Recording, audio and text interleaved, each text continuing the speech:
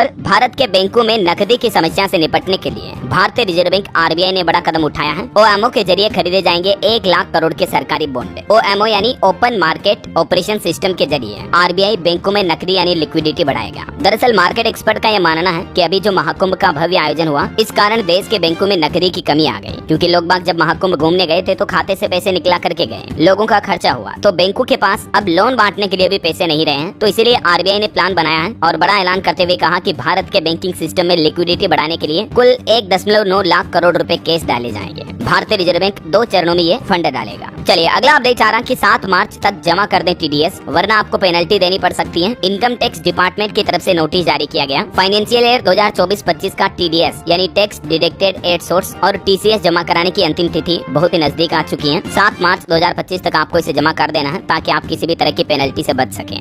TCS TDS क्या है और इसका जमा करने का प्रोसेस क्या है, देख सकते हैं आप स्क्रीन पर। चलिए अगला अपडेट देखिए। बाबा बर्फानी के भक्तों के लिए खुशखबरी आई। अमरनाथ यात्रा की तारीखों का ऐलान हो चुका है। इस साल 3 जुलाई से अमरनाथ यात्रा की शुरुआत होगी और यात्रा कुल 38 दिन तक चलेगी। 3 जुलाई से शुरू होकर 9 अगस्त को इस यात्रा का समापन होगा। जम्मू कश्मीर के एलजी मनोज सिन्हा ने बैठक में ये फैसला लिया है और ये अमरनाथ यात्रा का शेड्यूल जारी कर दिया। चलिए अगला अपडेट देखिए। केंद्र सरकार ने उत्तराखंड देवभूमि को भी बड़ी सौगात दी। पीएम मोदी ने कहा कि 2 नए रोपवे की मंजूरी से श्रद्धालुओं का समय बचेगा। सभी 4 धाम यात्रा करने वाले श्रद्धालुओं के लिए बड़ी खुशखबरी आई है। अब 9 घंटे का सफर सिर्फ 36 मिनट में पूरा हो पाएगा। केदारनाथ धाम जाने वाले लोगों को ये नई सुविधा मिलेगी, क्योंकि केंद्र सरकार ने बीते दिन ही कैबिनेट बैठक में केदारनाथ और हेमकुंड साहिब रोपवे को मंजूरी दे दी है। ये रोपवे में एक बार में 36 लोग बैठ सकेंगे और लगभग 8-9 घंटे की यात्रा जो है ना, वो आपके आधे घंटे में ही पूरी हो जाएगी। इस नई सुविधा के बारे में डिटेल जानकारी कल शाम को मैंने एक अलग से वीडियो में बताई थी। अगर इस साल आपके परिवार में भी कोई 4 धाम यात्रा पर जाने वाला है तो ये कुछ नए नियम वगैरह आप जरूर देख लीजिएगा। रूट इसका ये होगा, सोनप्रयाग से लेकर केदारनाथ तक बनेगा ये रोपवे। कुछ और इसकी खास बातें आप देख सकते हैं। और चलिए अगला अपडेट देखिए। किसान आंदोलन पर खबर आ रही है। किसान नेता डल्लेवाल के अनशन को 100 दिन पूरे हो चुके हैं और 100वें दिन उन्होंने जनता को भी संबोधित किया और इस मौके पर उनके साथ 100 और किसान भूख हड़ताल पर रहे। और अब परसों 8 मार्च को अंतर्राष्ट्रीय महिला दिवस के मौके पर महिला किसान महापंचायत का आयोजन भी करेंगे किसान भाई लोग। और वहीं दोस्तों पंजाब में किसानों के चंडीगढ़ चलो मार्च पर भी पंजाब पुलिस ने बड़ा एक्शन लिया। तकरीबन 700 लोगों को हिरासत में ले लिया और किसानों के इस मार्च के बाद पंजाब चंडीगढ़ बॉर्डर को भी सील कर दिया है। बीते दिन भी तकरीबन 100 और किसान हिरासत में लिए गए। ट्रैक्टर की नंबर प्लेट पर पेंट करके लाए थे किसान। पंजाब के मुख्यमंत्री भगवंत मान से बहस के बाद किसान भाई लोग और भड़क गए और उसके बाद किसानों और अधिकारियों के बीच हुई बैठक में ये निर्णय लिया गया कि फिलहाल संयुक्त किसान मोर्चा ने चंडीगढ़ में मोर्चा लगाने का फैसला रद्द कर दिया है। चलिए अगला अपडेट देखिए। 14 किलो सोने के साथ बंगलुरु एयरपोर्ट पर धरी गई ये एक्ट्रेस डीजीपी रैंक के आईपीएस अधिकारी की बेटी है। ये एक कन्नड़ एक्ट्रेस है। एयरपोर्ट पर तकरीबन 14 से 15 किलो सोना इनके पास अवैध रूप से पाया गया। बॉडी पर टेप लगाकर सोने की गोल्ड की छड़ें चिपका कर लाई थी। देखिए मतलब इतनी बड़ी एक्ट्रेस होकर किस तरह की गोल्ड तस्करी कर रही है। चलिए अगली खबर आ रही है। शराबबंदी वाले इस राज्य में बियर बेचने की इजाजत जल्द ही मिल सकती है। सरकार एक नया बिल लेकर आ रही है। दरअसल दोस्तों मिजोरम राज्य में सरकार का यह नया प्लान है। वहाँ की जोरम पीपुल्स मूवमेंट सरकार अब शराब और बियर पर एक नया संशोधन बिल लाएगी, जिसके तहत मिजोरम में भले ही शराबबंदी है, लेकिन अब राज्य में स्थानीय रूप से उत्पादित शराब और बियर की बिक्री को सरकार नियंत्रित करेगी और शराबबंदी वाले इस राज्य में बियर बेचने की इजाजत देने की तैयारी चल रही है। चलिए अगला अपडेट देखिए दोस्तों। हाई कोर्ट के जज बोले कि महिलाओं की पूजा नहीं बल्कि सम्मान करना जरूरी है। समाज को माइंडसेट बदलना होगा। जेंडर इक्विलिटी अभी भी अधूरी है हमारे देश में। ये कहना है दिल्ली हाई कोर्ट के चीफ जस्टिस देवेंद्र कुमार उपाध्याय का। महिलाओं को लेकर उन्होंने बहुत ही अच्छे विचार साझा किए। चलिए दोस्तों भारत में डिजिटल ट्रांजेक्शन पर अगली एक रिपोर्ट सामने आ रही है कि बीते महीने फरवरी में 1611 करोड़ यूपीआई ट्रांजेक्शन हुए हैं और इन ट्रांजेक्शन के जरिए कुल 21.96 लाख करोड़ रुपए की राशि ट्रांसफर हुई, यानी लगभग 22 लाख करोड़ रुपए ट्रांसफर हुई है। सालाना आधार पर 33% लेनदेन बढ़ा डिजिटल ट्रांजेक्शन में। चलिए बड़ी खबर आ रही। भारतीय रिजर्व बैंक आरबीआई ने अजीत रत्नाकर को नया एग्जीक्यूटिव डायरेक्टर बनाया। उनके पास 3 दशकों से भी ज्यादा का अनुभव है। जोशी ने आईआईटी मद्रास से मॉनेटरी इकोनॉमिक्स में पीएचडी भी की है। नाम है इनका डॉक्टर अजीत रत्नाकर जोशी।